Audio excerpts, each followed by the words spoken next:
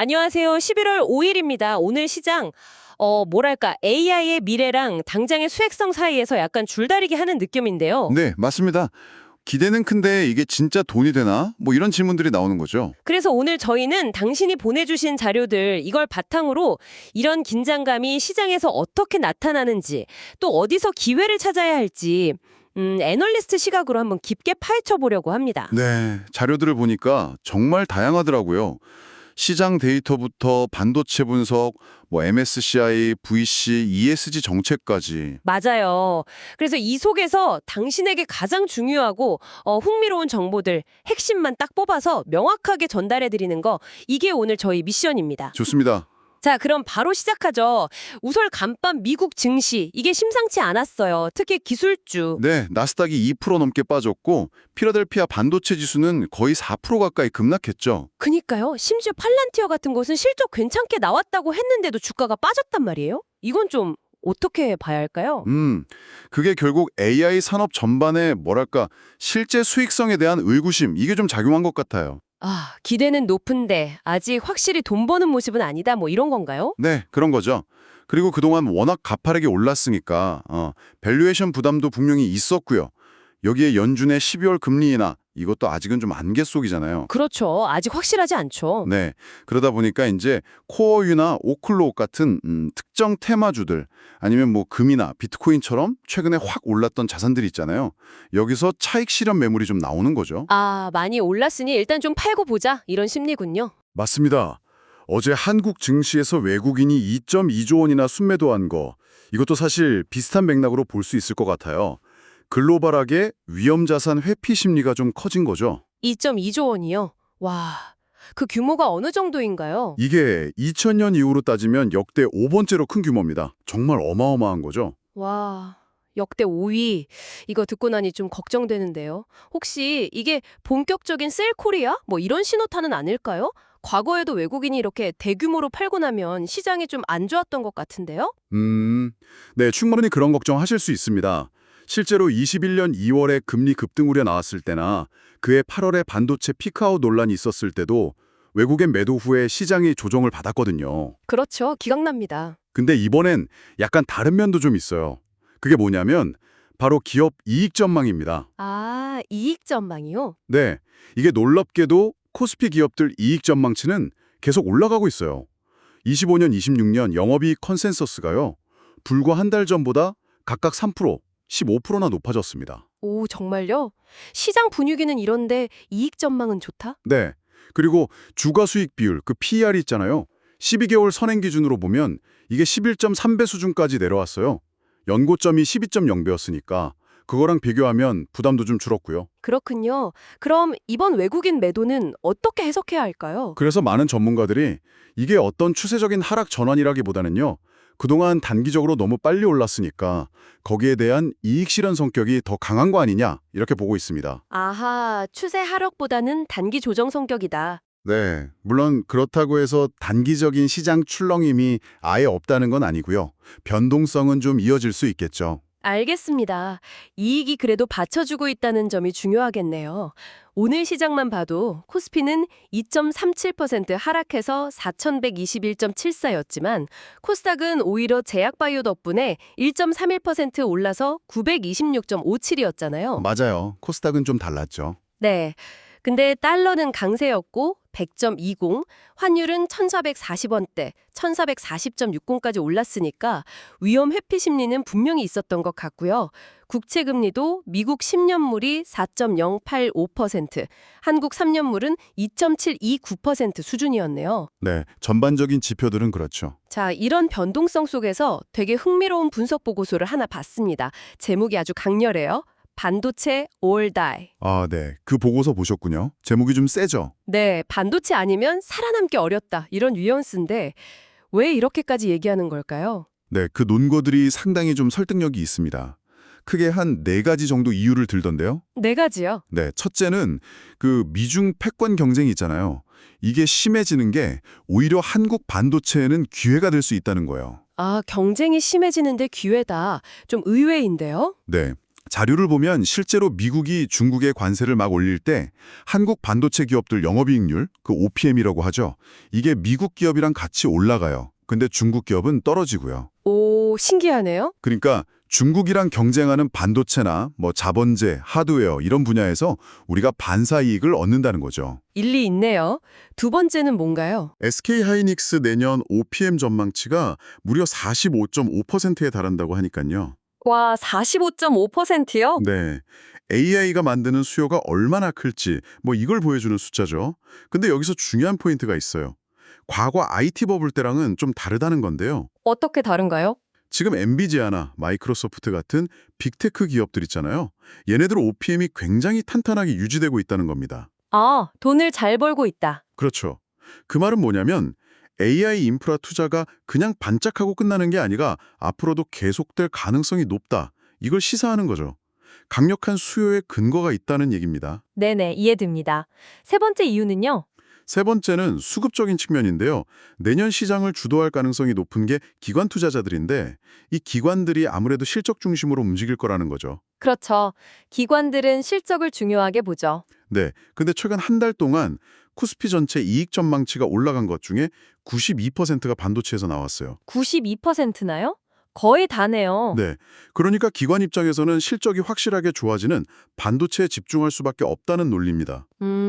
그렇군요. 마지막 네 번째는 뭔가요? 마지막은 밸류에이션 매력입니다. 한국 반도체 내년 예상 PER이 한 10배 수준이거든요. 네. 근데 TSMC가 20배, 엔비디아가 33대 정도 돼요. 이거랑 비교하면 현저히 낮은 거죠. 와, 정말 차이가 크네요. 근데 TSMC가 이렇게 낮다는 건 혹시 시장이 아직 한국 반도체 기업들이 AI 수혜를 온전히 누릴 거라고 좀 확신하지 못한다는 뜻은 아닐까요? 아, 주목한 지적이십니다.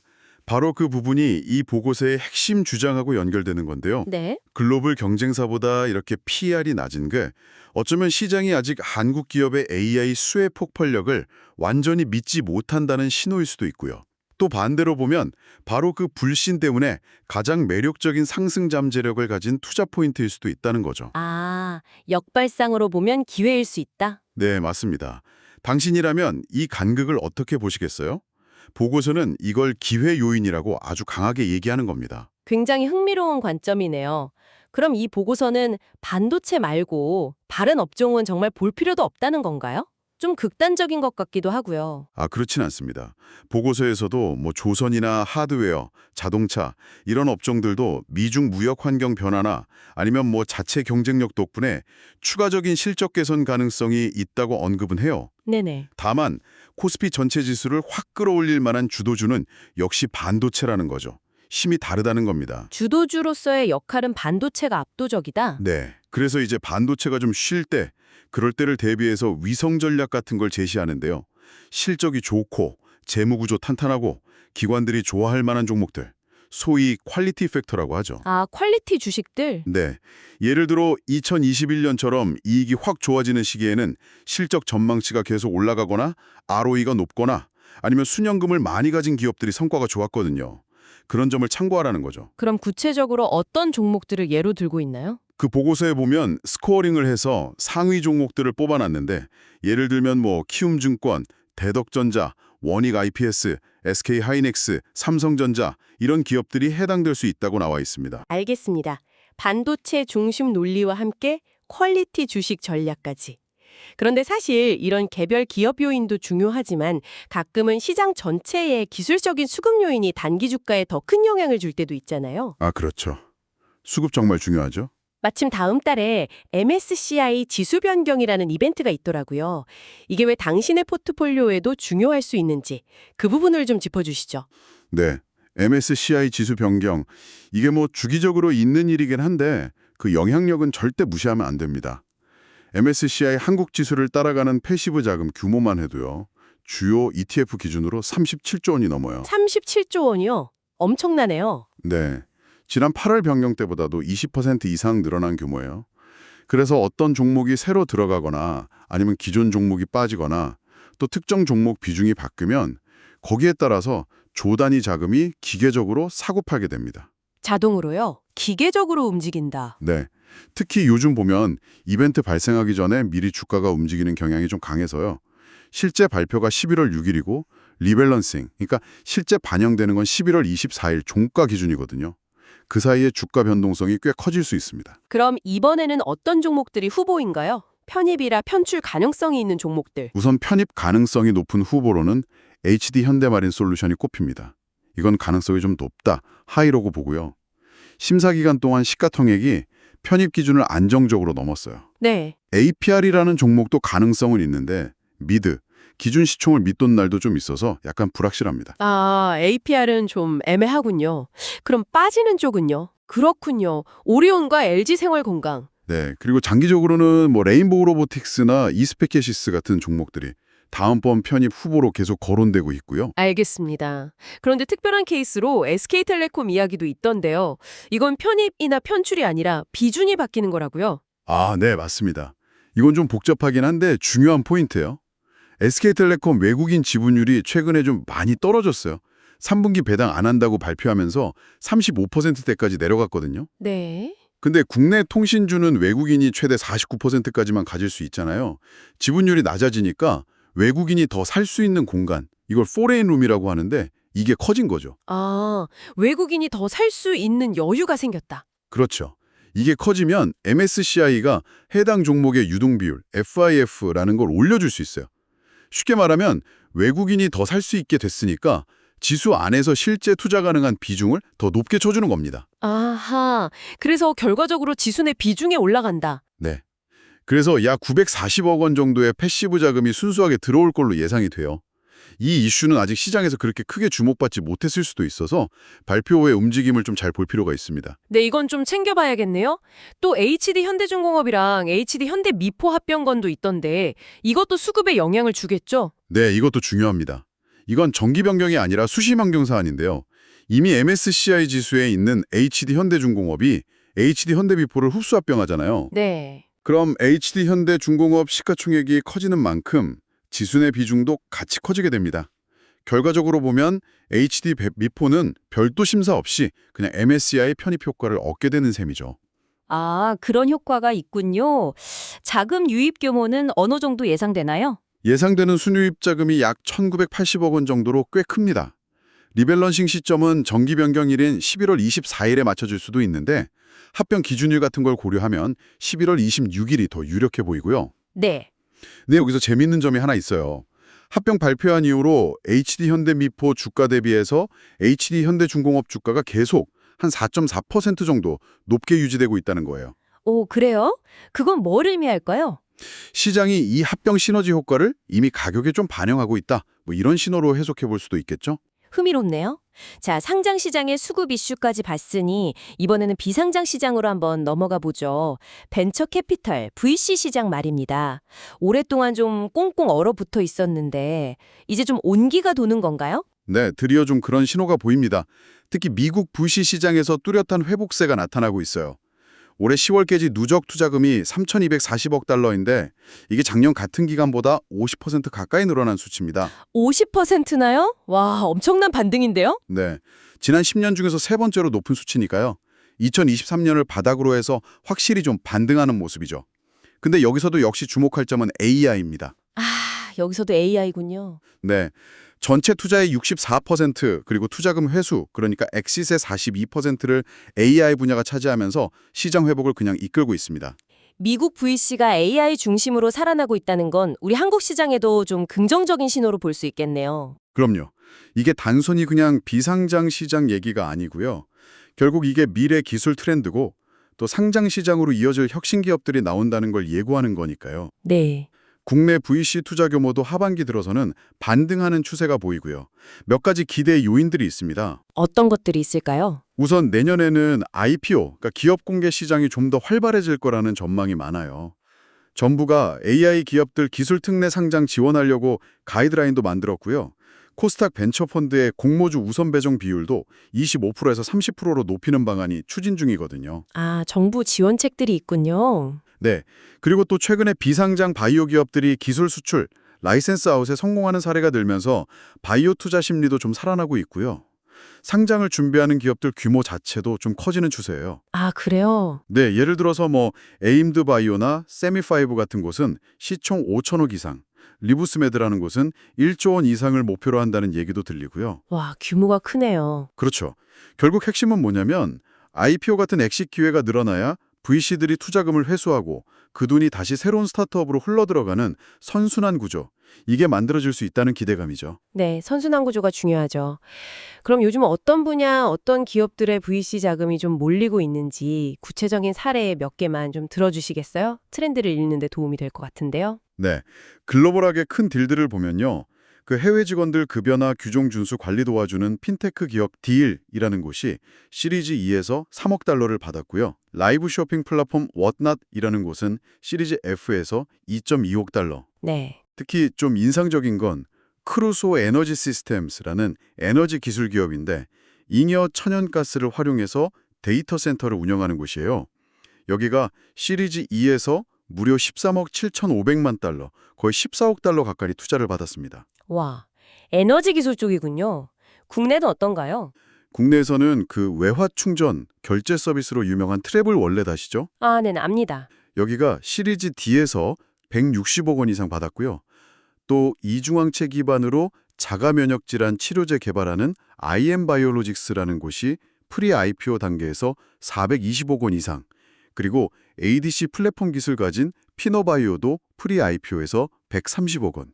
이런 식으로 핀테크나 바이오 분야에서 좀 주목할 만한 투자들이 있었습니다. 네, 핀테크 바이오가 여전히 강세군요. 알겠습니다. 자, 그럼 마지막으로 정책 동향, 특히 ESG 관련해서 좀 챙겨봐야 할 움직임이 있을까요?